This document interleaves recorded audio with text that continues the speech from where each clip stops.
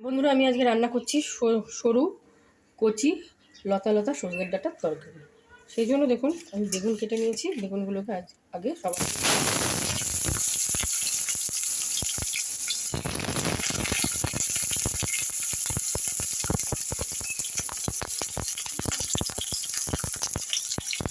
আমি এখন এই বেগুনটার ভিতরে 1 চামচ লবণ আর 1 চামচ হলুদ দিয়ে দিচ্ছি। দিয়ে এখন আমি বেগুনটাকে ভাজা করব। বেগুনটাকে আমি লাল লাল করে ভেজে তুলে নেব।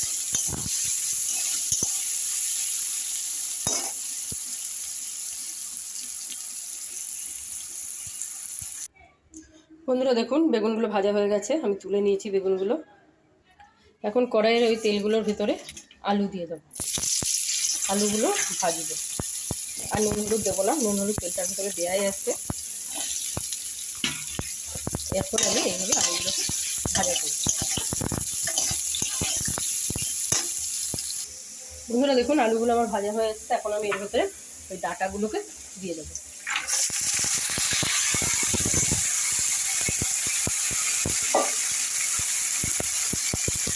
এই ডাঁটাতেও আমি নুন হলুদ দেবো না, এই ডাঁটাগুলো আমি গ্যাস কমিয়ে এই আলুটাকে এখানে ভাজতে একদম লতা লতা ফুল ডাঁটা সবে হয়েছে। এই ডাঁটা খেতে খুব ভালো লাগে। আপনারা দেখুন বেশ কিছুক্ষণ ধরে আমি এই ডাঁটা আর আলুটা ভাজলাম। ডাঁটা আলুটা ভাজার জন্য একটু তেল বেরিয়ে গেছে দেখুন। এখন আমি এর ভেতরে বেটে রাখা কাঁচা লঙ্কা আর সর্ষে বাটা দিয়ে দেবো।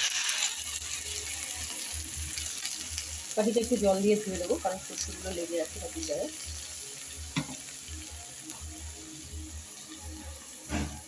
ব্যাস, আমি এর ভেতরে আর জল দেবো না। এগুলো এইভাবে একটু নাড়াচাড়া করে দেবো।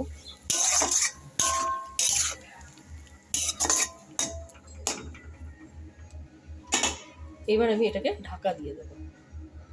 আপনারা দেখুন আমি ঢাকা দিয়ে দিয়েছি। এইভাবে আমি 5 মিনিট ঢেকে রাখবো, তারপর খুলে ওর ভেতরে বেগুনগুলো দিয়ে দেবো। বন্ধুরা দেখুন 5 মিনিট হয়ে গেছে। এই দেখুন আলুগুলোও একটু গলা গলা হয়ে গেছে, সেদ্ধ হয়েছে, আর একটু সেদ্ধ হবে। তো সেই জন্য আমি এর ভেতরে এখন বেগুনগুলো দিয়ে দেবো। বেগুনগুলো আগে দিলে গলে ঘাটা ঘাটা হয়ে যায়, সেই জন্য বেগুনগুলো আগে দিইনি। এখন আমি বেগুনগুলো দিয়ে একটু নাড়াচাড়া করে দিলাম।